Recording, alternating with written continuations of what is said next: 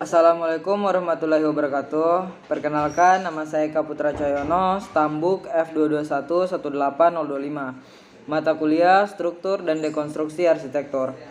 Prodi S1 Arsitektur, jurusan Teknik Arsitektur, Fakultas Teknik Universitas Tadulako. Kali ini saya akan mempresentasikan tugas ujian akhir semester mata kuliah Struktur dan Dekonstruksi Arsitektur. Pengertian arsitektur dekonstruksi. Paham dekonstruksi menurut seorang filsuf Prancis, Jacques Derrida. Istilah dekonstruksi pertama kali digunakan dalam ilmu kesastraan dan ilmu filsafat Prancis dengan konotasi arti sebagai metode. Dekonstruksi berasal dari kata de plus constructio, bahasa Latin. Pada umumnya, de berarti ke bawah, pengurangan atau terlepas dari, sedangkan kata constructio berarti bentuk, susunan, hal menyusun, hal mengatur. Sebuah konsep filosofi Prancis yang diturunkan oleh Jacques Derrida, filsuf Prancis. Dekonstruksi sendiri adalah sebuah konsep yang dalam aplikasi terapannya tidak mudah disampaikan sebagai pemahaman yang baku mengenai konstruksi, destruksi, dan rekonstruksi. Dalam dunia dekonstruksi ada dua aliran dekonstruksi yang diketahui, yaitu arsitektur dekonstruksi bisa lahir dari pengaruh filsafat Derrida sehingga disebut sebagai dekonstruksi Derridian. Sekian daripada itu, arsitektur dekonstruksi juga bisa hadir sebagai produk pragmatis dan format yang disebut sebagai dekonstruksi non-Derridian yang lebih mementingkan segi estetik.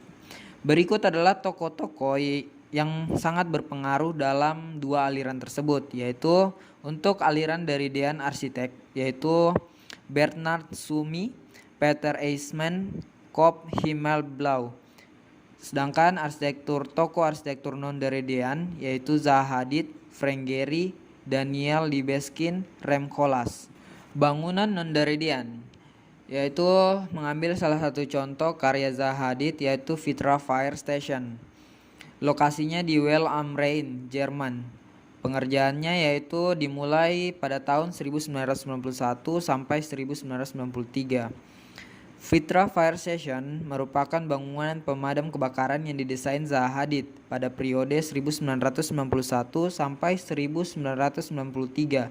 Lokasi bangunan berada di komplek industri Well am Rhein, Jerman. Bangunan ini merupakan salah satu karya di awal yang mengenal Zaha Hadid sebagai salah satu ikon dekonstruksi. Desain Vitra Fire Station. Desain Vitra Fire Station diawali dengan sebuah studi lokasi pabrik secara keseluruhan.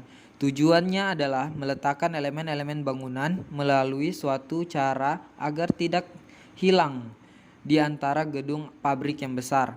Elemen-elemen ini juga digunakan untuk menstrukturkan keseluruhan site, memberikan identitas dan ritme pada jalan utama yang melewati komplek. Jalan ini yang membentang dari pintu utama menuju ujung lain dari site, di mana Fire Station sekarang berada.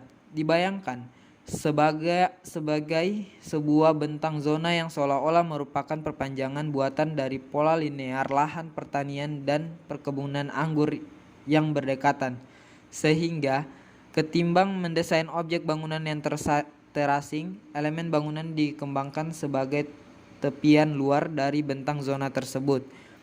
Dalam artian mendefinisikan ruang daripada sekedar menempati ruang.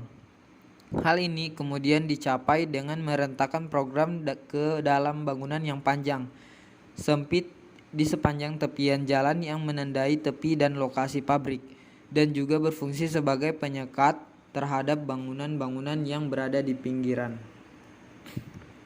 Struktur Vitra Fire Station. Stasiun pemadam kebakaran adalah komposisi material beton yang membengkuk dan miring, sesuai dengan kekuatan-kekuatan dinamis konseptual yang menghubungkan dengan arsitektur landscape. Bangunan ini dianggap beku dalam gerakan, mempertinggi dinamika kekuatan yang digunakan untuk menciptakan estetika formal yang ditangguhkan dalam keadaan ketegangan, menciptakan rasa ketidakstabilan. Beton, pecahan, dan arah bangunan yang meluncur melewati satu sama lain membuat profil sempit horizontal. Rasa ketidakstabilan diintensikan sebagai pesawat horizontal yang melewati satu sama lain.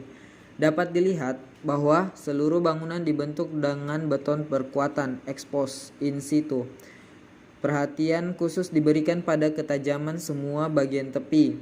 Semua yang melekat seperti lips atap atau cladding dihindarkan karena merusak kesederhanaan dari bentuk prismatik dan kualitas abstrak dari konsep arsitektural.